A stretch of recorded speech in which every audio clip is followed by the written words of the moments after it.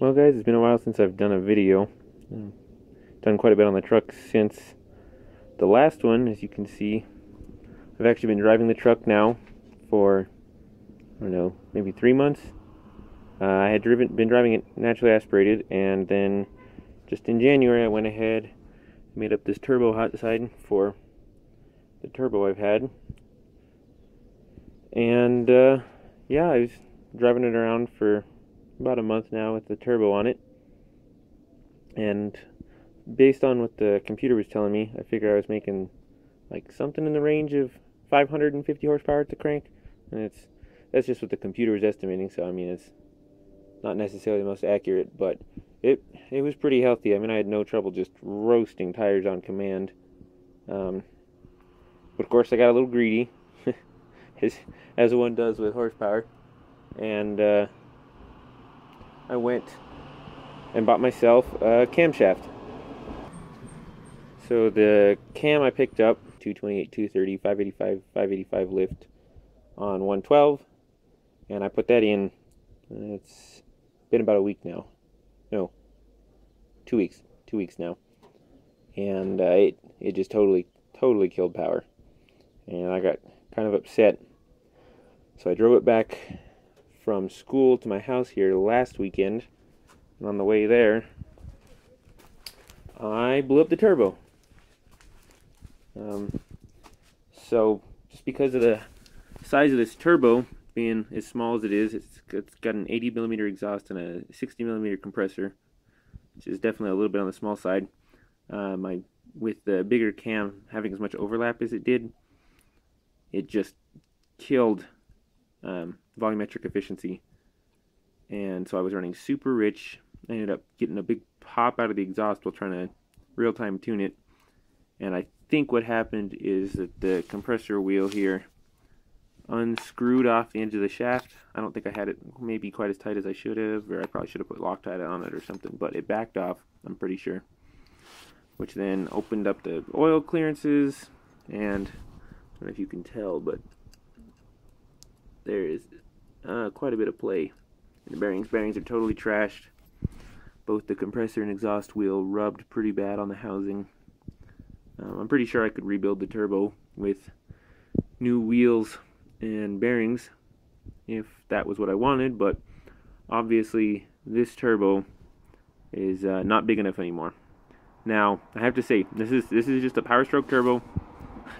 I just ghetto MIG welded on a T4 flange, and then I took the compressor housing here usually has a V-band flange. I didn't want to deal with that. Measured it. It was like perfectly 3 inch. So I just took an angle grinder to it and ground off the flange.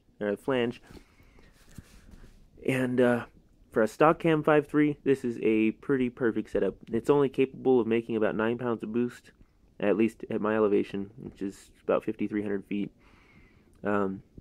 Yeah, it's only about 9 pounds of boost before the turbo just runs out. But I got this turbo for free from a friend. So for super cheap stock cam, I didn't even put valve springs in the engine at that point. And like I said, it was just compared to what I'm used to driving, it was quite a monster. I was just roasting tires all the time. But like I said, when the turbo blew out, and I was pretty sure I knew that the turbo was gone on the way back, all of a sudden it started just billowing white smoke, whiting out the freeway. And you can see the wheel well is just, you can see where the oil soak starts, and I mean all down the side of the truck is just spattered in oil. So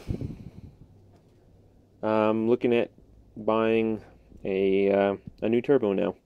So I went ahead and did a compression check on the engine, make sure I didn't hurt anything, and they all checked out about 150 psi, which in my elevation I think is pretty respectable.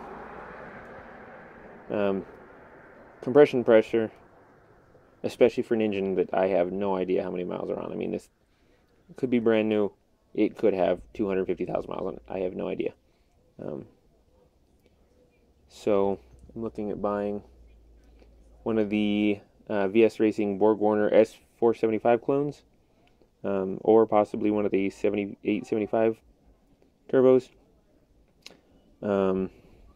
I kind of like the idea of going to the T6 turbo, just because, I mean, like I said, I just kind of hacked out the fender well here. It wouldn't be hard for me to hack out a bunch more and make room for a giant turbo.